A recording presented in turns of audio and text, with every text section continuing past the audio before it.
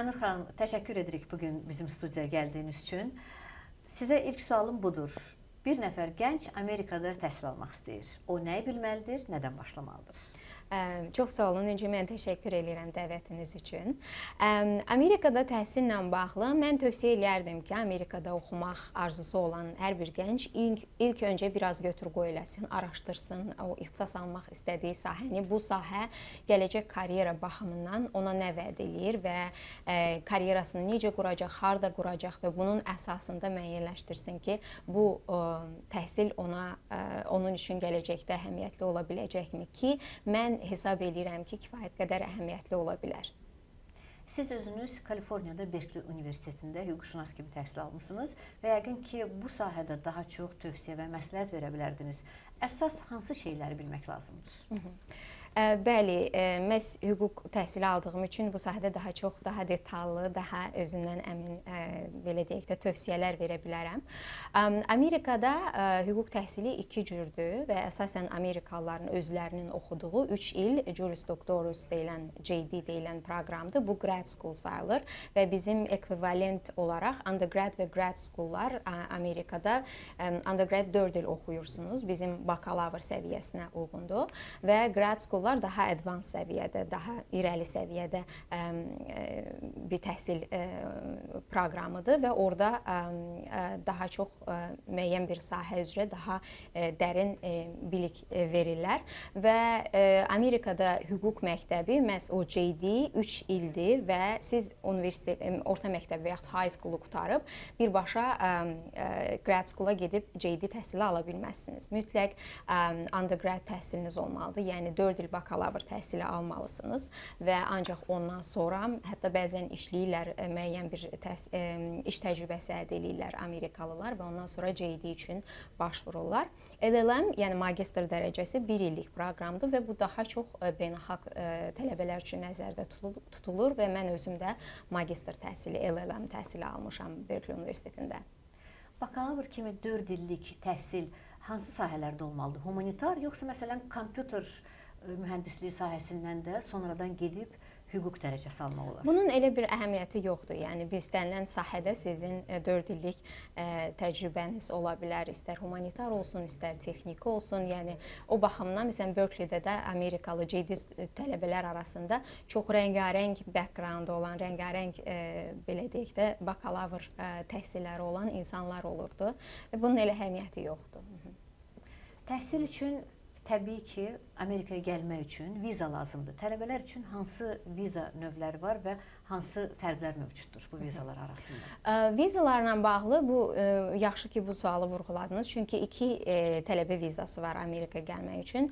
F1 və F1 və J1 vizası və bəzən tələbələr çox da məlumatlı deyirlər və J1 viza ilə J1 vizası alıb gələ bilirlər təhsil almaq üçün. Əgər hansısa gənc tələbə gələcəkdə təhsil aldıqdan sonra karyerasını Amerikada qurmaq, Amerikada yaşamaq, burada davam elətdirmək istəyirsə, onda J1 vizası çox təhlükəli vizadır. Çünki sonra siz 2 il qayıdıb öz ölkənizdə yaşamalısınız.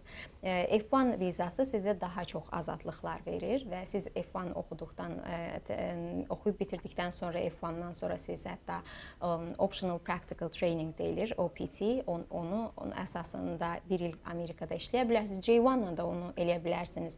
Amma sonra əgər Amerikada yaşamaq istəyirsinizsə, nə bilim, green card'a başvurmaq istəyirsinizsə, işləmək istəyirsinizsə, o əngəl, yəni 10 ildə keçsə, 20 ildə keçsə, o sizin borcunuzdur və siz onu gedib ölkənizə qaytarmalısınız. Bundan istisna hallar var ki, siz müraciət edə bilərsiniz immiqrasiya ofisinə ki, onu ləğv olunsun. Amma onun da o istisnalar da çox məhduddur. Viza haqqında bəli, bunu diqqətə almaları məsləhətdir. Mən viza məsələsinə qayıdacağam, amma indi maliyyə ilə bağlı bir sual vermək istəyirəm. Çünki bizə göndərilən sualların çoxunda da məhz maliyyə problemləri ilə bağlı narahatlıqlar qaldırılır. Heç kəs üçün sir deyil ki, Amerika Birləşmiş Ştatlarında təhsil bəzən çox baha ola bilər. Maliyyə problemlərini necə həll etmək olar? Tələbələr hansı proqramlara müraciət edə bilərlər maliyyə yardım almaq üçün? Maliyyə məsələsinə keçmədən öncə icazənizlə mən biraz Buyurun. daha belə qəbul prosesi ilə bağlı biraz daha detallı məlumat vermək istəyərdim ki, tutalım ki, Amerikada JD təhsilinə və yaxud da ki, magistr təhsilinə başvurmaq üçün 1 illik və ya 3 illik proqrama hansı nələrə hazır olmalıdır tələbələr? Birinci, yəni nəzərə almaq lazımdır ki, əgər 3 illik JD proqramından oxumaq istəyirsinizsə, LSAT deyilən Law School Admission test deyilən bir imtahan var və o daha çox məntiqlə bağlı olan bir test üsuludur və sizin hüquqşünas kimi analitik düşüncə qabiliyyətiniz və s. bunları yoxlayır.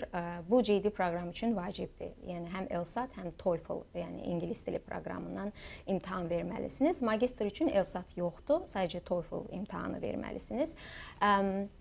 Amma nəzərə alsaq ki, Azərbaycandan gələn tələbələr daha çox magistr təhsili üçün gəlirlər, onda demək istəyirəm ki, əsas TOEFL-a yüklənməlidirlər, TOEFL imtahanına və belə suallar olur bəzən mənə də Facebookdan və s. yazırlar sosial media üzərindən daha çox IELTS və yaxud TOEFL imtahanı vermək. Əgər Amerikada təhsil almaq istəyirsə gənclər, onda tövsiyə olunur ki, TOEFL imtahanını versinlər. Çünki TOEFL Amerikanın təhsil sisteminə uyğunlaşdırılmış test üsuludur və üstəlik də ki, ləhcə baxımından daha çox Amerika ləhcəsi ilə qurulub test üsulunun özü və bu da çox vacibdir. Çünki siz gəlirsiniz, Amerikalı professorları qarşınızda danışır, hərəsi bir şərqin, şimalın və s. ləhcələri ilə yaxşı olar ki, ona hazırlıqlı olsun gənclər. Və imtahanın verilmə qaydası, yəni hansı şəkildə qəbul üçün sənədlərini göndərirlər. Hüquq təhsili üçün ümumiləşdirilmiş sistem var, LSAC deyilən Law School Admission Commission. Onların web sitəsi var və o web sayt üzərindən daxil olub qeydiyyatdan keçmək lazımdır və əvvəl çox belə mürəkkəb görünür, amma gənclər gərək qorxmasınlar ilk görünən o mürəkkəblikdən. Biraz keçdikdən sonra alışırsınız və görürsünüz ki, çox rahat bir sistemdir. Və orada indiyə qədər Amerika Vəkillər Kollegiyası tərəfindən akkreditə olunmuş bütün məktəblərin siyahısı var və oradan istədikləri məktəbləri seçə bilərlər və ondan sonra artıq o məktəblərə qeydiyyatdan keçə bilərlər və mən tövsiyə edirəm ki, öncədən araşdırsınlar. Hansı ixtisas üzrə oxuyacaqlarsa, o ixtisas üzrə fərqli məktəblər fərqli şeylər vəd edir. Məsələn, Berkeley Universiteti Amerikanın 10 ən yaxşı universitetindəndir. Bəzi sahələr üzrə 10-cudur. Məsələn, əqli mülkiyyət üzrə Berkeley əslində 1-cidir Amerikada. Çünki o sahədə çox yaxşı mütəxəssislər var. Sonra IT hüququ üzrə, çünki Silicon Valley oradadır. Bütün oradakı praktik çalışan şəxslər də gəlib dərs deyə bilirlər və s. Ona görə yəni hansı hüquq sahəsini gələcəkdə təcrübə eləyəcəklərsə, yaxşı olardı ki, məhz ona köklənsinlər və o sahə üzrə yaxşı təkliflər verən məktəblərə köklənsinlər. Yəni maliyyə baxımından. Və maliyyə baxımından maliyyəyə keçək. Əsas maliyyədir. Maliyyə çətindir, təbii ki, və çox bahalıdır Amerikada universitetlər, siz də bilirsiniz. JD təhsili 3 il, məsələn, mənlə JD oxuyan Berkeleydə tələbə yoldaşlarım var idi, Amerikalılar. 3 il ərzində onlar hardasa $200-250 min onlara pul lazımdır ki, həm tuition fee, həm təhsil haqqı, həm də ki, orada yaşamaq. Çünki nəzərə almaq lazımdır ki, hər yer, yəni bəzi yerlər daha ucuzdur. Mən San Francisco ərazisində idim, ora çox bahalıdır və belə şeyləri mütləq gərək əvvəlcədən götür qoy eləsinlər ki, mən hara gedirəm, harada yaşayıram. Orada evlərin kirayəsinə belə qabaqcadan baxmaq lazımdır. Çünki Amerika məktəbləri tələbə yataqxanaları baxımından çox da yaxşı vədlər vermir. Gərək evlə qalarsınız, evlərdə bahadır və s. Maliyyəni tapmağın əvvəl çox yaxşı idi, bizdə maski proqram və s. var idi, indi o proqramlar yoxdur. Bəzi ixtisaslar üzrə elə qurumlar olur ki, charity təşkilatlar olur və yaxud da ki, hansısa fondlar olur ki, onlar maraqlıdırlar inkişaf etməkdə olan ölkələrdə o sahə üzrə mütəxəssislər yetişsin. Belə olduğu hallarda araşdırmaq lazımdır. Onlardan, məsələn, onlar müəyyən faiz bəzən görürsünüz ki, yəni vacib deyil ki, siz 100% təqaüdü bir resursdan tapasınız. Bəzən görürsünüz bir resursdan, bir mənbədən 20% təqaüd ala bilərsiniz, digərindən 30% və nəticədə hamısını bir araya toplayıb bir şəkildə bir də oxuya-oxuya işləməyə də icazə var və bu şəkildə yola vermək olar. Amma mənim daha çox üzərində dayandığım, tövsiyə elədiyim şey məktəblərdir. Məktəblərin özündən pul istəmək olar. Və Amerika məktəbləri çox da təqaüd vermirlər, xüsusilə public məktəblər, dövlət məktəbləri. Amma bizimkilərin belə bir xüsusiyyəti var, mənim özümə də aiddir, bu bizim mədəniyyətlə bağlıdır ki, bir dəfə istəyirik, vermirlərsə əgər desələr ki, yox da, üzümüz gəlmir bir də istəməyə. Mən tövsiyə eləyirəm ki, çox israr eləsinlər. 30, 40, 50 məktub yazsınlar. Eyni adamlara təkrar məktublar yazsınlar. Məktəbin dekanına yazsınlar, hüquq fakültəsinin, bütün professorlara yazsınlar, administrasiyaya yazsınlar. Qabaqlarına kim çıxsa o məktəbdə yazsınlar. Hətta bilet almağa imkanları çatırsa, bilet alıb məktəbə gəlib o adamlarla görüşsünlər. Amerikalılar həqiqətən yardımsevərdilər və mən özüm öz şəxsi təcrübəmdə bunu görmüşəm ki, mən özüm çox çətin bir vəziyyətdə idim və mənə təqaüdlə kömək elədilər. Onlar görəndə ki, siz israr edirsiniz, onların sizə hörməti artır ki, bu adamın nə böyük arzusudur bu təhsili almaq və bu təhsil uğrunda belə çalışır, belə israr edir. Ona görə qətiyyən çəkinməsinlər, utanmasınlar, yox bir dəfə istədik olmaz, ayıbdır, belə şeylər olmur burada, ayıb deyil heç nə. Yazsınlar, nə qədər bacarırlar, kimə bacarırlar, yazsınlar və israr eləsinlər. 1 il, 2 il, nə dərəcədə bacarırlar, axırda mütləq bir şey çıxacaq, alınacaq. Nəticədə güzəşt mümkün ola bilər. Mənim şəxsən tanıdığım bir nəfər var ki, mən indi şəxsən tanıyıram, əvvəl tanımırdım. Məsələn, o da yazmışdı ki, bəs mən məktəbdən istədim, yaxşı bir məktəbə qəbul olmuşdum, amma vermədilər təqaüd. Mən dedim ki, siz israr eləyin və həqiqətən də axırda aldı, müəyyən dərəcədə təqaüd aldı və indi oxuyur. Mən də bir soydaş kimi, həmvətənlim kimi şadam onun adına. Aynur xanım, siz qeyd etdiniz, mən özüm də bu sualı vermək istəyirdim ki, təhsil alan zaman Amerikada tələbələrin çoxu həm də işləyir, çalışır. Bu asan deyil, amma mümkündür. Bu haqda siz nə söyləyə bilərsiniz? Bəli, beynəlxalq tələbələrin həftədə 20 saat işləmək hüququ var. Xüsusilə F1 viza ilə gələnləri, J1 vizası haqqında sözün düzü bir balaca, çünki özümün vizam F1 viza idi, ona görə tam detallı bilmirəm, amma güman eləyirəm ki, eyni tətbiq olunur həm bütün beynəlxalq tələbələrə 20 saat işləyə bilərsiniz. Mən 20 saat işləyirdim, 3 fərqli işdə işləyirdim. Məsələn, kitabxanada işləyirdim, bir professorumun research assistantı kimi işləyirdim. Bir də Human Rights Center var idi bizdə, İnsan Hüquqları Mərkəzi, Berkeley Universitetinin tərkibində. Bir də orada yenə də araşdırmacı kimi işləyirdim. Burada, yəni məktəblərdə iş tapmağa daha çox, yəni kömək eləyirlər.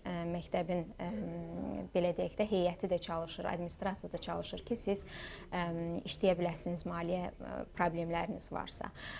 Belə olduğu halda yenə də kitabxana ilə əlaqə saxlamaq lazımdır, professorlarla əlaqə saxlamaq lazımdır ki, mən təsadüfən bir professorumla getmişdim, tələbə saatı var orada görüşməyə və o bildi ki, mən türkçədə danışıram. Dedi ki, bəs mənə türkçə bilən research assistant lazımdır ki, Türkiyədə insan hüquqları, ifadə azadlığı ilə bağlı araşdırma eləmək lazım idi onun üçün və beləcənə mən məsələn onunla işləyirdim, həm çox şey öyrəndim, həm çox gözəl bir professor idi, onunla işləmək mənim üçün çox böyük təcrübə idi. Bəli, yəni işləmək olur. Məktəbdən kənarda da işləmək olur, amma bunun üçün bir çox universitetlərin tələbi var ki, administrasiyadan gərək icazə alasınız. Və viza məsələsinə qayıdarkən yenə də tələbələrin çoxu təbii ki, Amerikada təhsil aldıqdan sonra burada qalıb çalışmaq istəyir. Bu zaman hansı vəziyyət yaranır? Viza statusu dəyişdirilməlidirmi? necə dəyişdirilə bilər? Buna icazə varmı? Hansı variantlar mümkündür? Bəli, Amerikada təhsil alan tələbələrin, magistr təhsili, bakalavr təhsili alan beynəlxalq tələbələrin müraciət elədikləri zaman təbii ki, hər birisi nə 1 illik, deməli, F1 statusu bitdikdən sonra təzədən 1 illik OPT deyilən, bu da F1 viza sayılır, Optional Practical Training deyilir və o 1 il ərzində sizin işləmə hüququnuz var, sizə iş icazəsi verilir, iş kartınız olur və yeni I-20 deyilən, I-20 deyilən forma var. O formanı alırsınız və onun əsasında başvurursunuz immiqrasiya ofisinə və sizə 1 illik işləmə icazəsi verilir. Amma o 1 illik iş icazəsi zamanı biraz yəni məhduddur. Siz işsiz ola bilməzsiniz. Müəyyən orada limit var ki, o limitin çərçivəsində işsiz qalarsınızsa artıq iş statusunuzu pozmuş olursunuz. Bu da yaxşı bir şey deyil. Çünki Amerikada statusunuzu pozursunuzsa sonra bura girişinizə bir neçə müddətə qadağa qoyula bilər. Və o 1 il məsələsində də istisnalar var. STEM deyilən proqram var. Science, Technology, Economy, bir də Mathematics. Bu sahələrdə oxuyan şəxslərə daha çox üstünlük verilir, çünki daha çox ehtiyac var onlara. O sahədə oxuyan şəxslər 24 ay səhv eləmirəmsə işləmək hüququ var.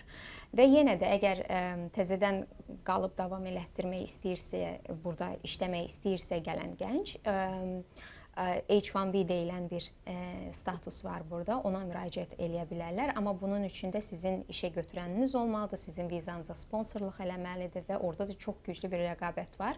Hər il 200 minin üzərində müraciətlər olunur və cəmi 60 min ümumi bakalavr dərəcəsi olunan şəxslər və 20 min də Amerikada 20-25 min səhv eləmirəmsə Amerikada təhsil almış şəxslər, yəni ümumilikdə 80-85 min nəfər seçilir. Yəni orada 30-40 əgər Amerikada oxumusunuzsa 50% şansınız var və o da 2 müddətə onu uzada bilərsiniz, 3 il və daha sonra bəxtiniz gətiribsə işə götürəniniz sizə Green Card-a müraciət eləyirsə, Green Card alıb Amerikada karyeranızı və yaşamınızı davam elətdirə bilərsiniz. Amma J1 deyilən vizanız varsa yenə də sizə təqaüd verən proqramdan asılı olaraq 2 il qayıdıb öz ölkənizdə yaşama kimi bir öhdəliyiniz ola bilər. Amma bəzi J1 vizaları var ki, onlar 2 illik öhdəlik yaratmır sizə. Yəni o mütləq həm DS deyilən forma var, o formaya baxmaq lazımdır ki, orada yazıblarmı 2 illik müddət tətbiq olunur və həm də vizada göstərilir bu. Aynur xanım, bir sual da vermək istəyirəm.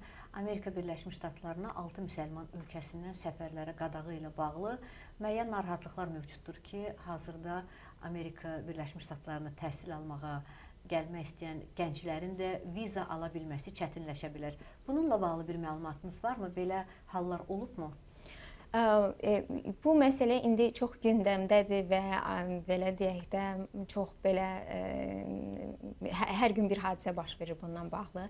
Məhkəmə işləri var. İndi Ali Məhkəmə də məsələyə qarışır və gələn il səhv eləmirəmsə daha dərindən baxılacaq bunun konstitusiyaya uyğun olub olmaması.